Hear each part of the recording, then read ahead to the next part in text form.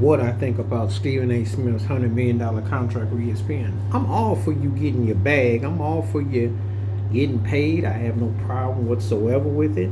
But the funny thing that I'm reading is that it's less about him, more him talking about politics, right?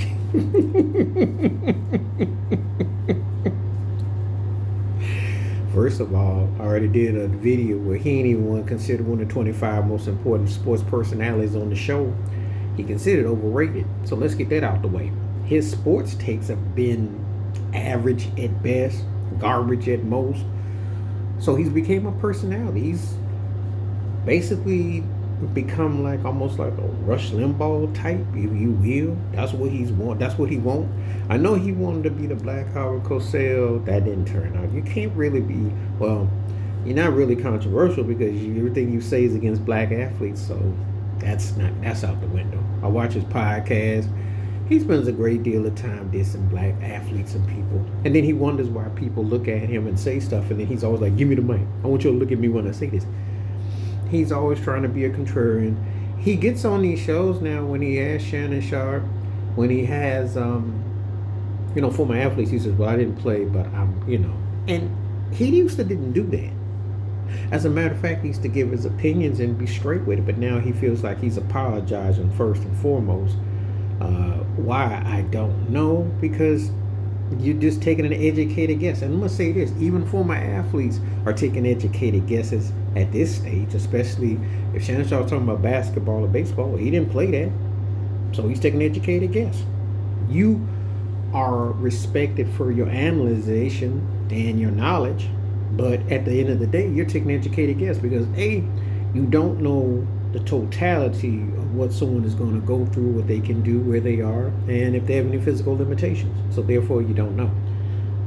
Now, let's get that elephant in the room. I am supposed to believe that this corporate brand is going to hire a black man to talk about politics when you're told that you don't bring it to work. That's what I'm told. What's he going to say? Well, I know why, because he has more of the pro-Trumpican Republicans. He spends most of his time with a hammer on them on Fox, and he's more a moderate conservative. He didn't have much good to say about Kamala Harris. So he fits in this role where he name drops and who he associates with, and plus his tax bracket. I just wish he'd just come on out and tell the truth and stop shuffleboarding his feet like he don't want to come out and say that he's conservative or Republican. I mean, he may as well come out and say, what he's trying to say. The thing is this, though.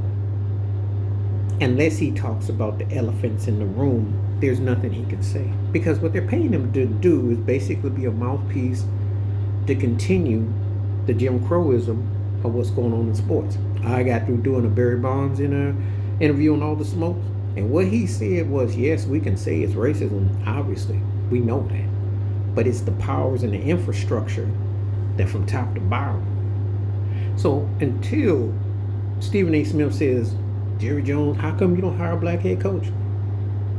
How come you don't have a black general manager? How come there aren't black owners? Not the hand token that Magic Johnson's got. I'm talking about full-fledged.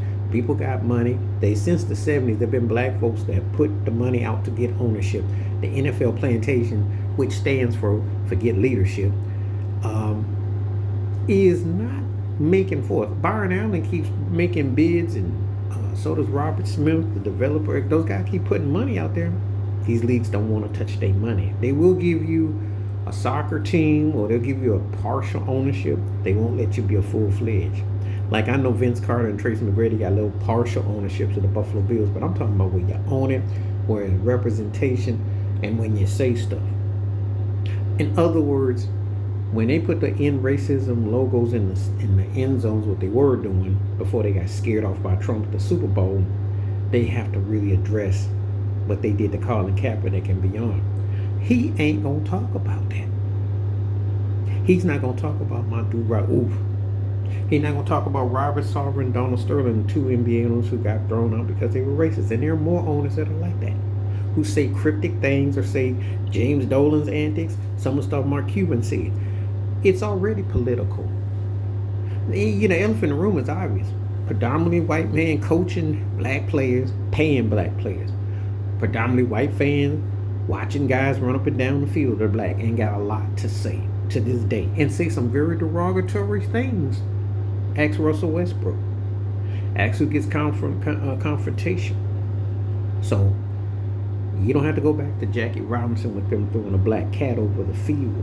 It's still happening to this day. Happening to college players, people saying all kinds of vulgarities and saying all kinds of things. Commissioners looking the other way because they want to make that money. Put you in that ring and treat you like an auction. That's political right there, my friend.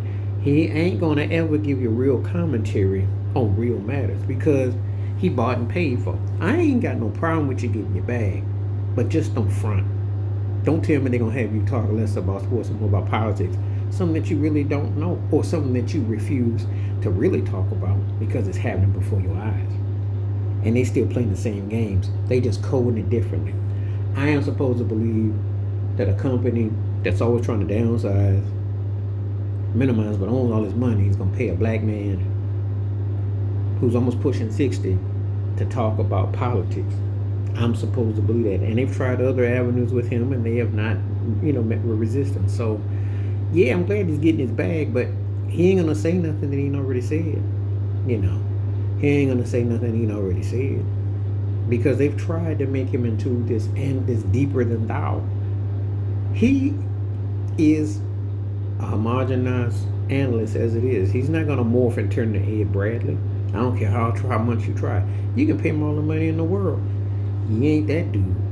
He knows it, but he's used as a loudmouth angle to act deeper because it's entertainment purposes. But it ain't really going to set off nothing. Wake me when he says something profound. Wake me when he takes a different route. They got him all in a box. You see how it was when LeBron James went up to him and he confronted him about Bronny because he said his son he said he can't play on NBA level. You think LeBron James would have done that to a white reporter? Do you think he'd have gone on to Colin Cowherd or somebody like that who came out? And I've seen, ain't gonna do that. But he know he can stand up to him on code. See, that's what I'm talking about. And then that's what Stephen A. Smith got to say. Look, being a parent aside, you can't disrespect no one like that in public. Stand by what you stand for because you get more respect. But if you just bought and paid for it, you just another bird and another pigeon waiting for the droplets. That's all you do. Make it rain, because that's all you is. Please like, subscribe, welcome thoughts, comments, and I do respond. Thank you. Wash your hands, keep your mind clear. Watch out for another share if you like. Hit that membership. Stay safe, stay blessed, stay woke, stay free. I'm out. Peace.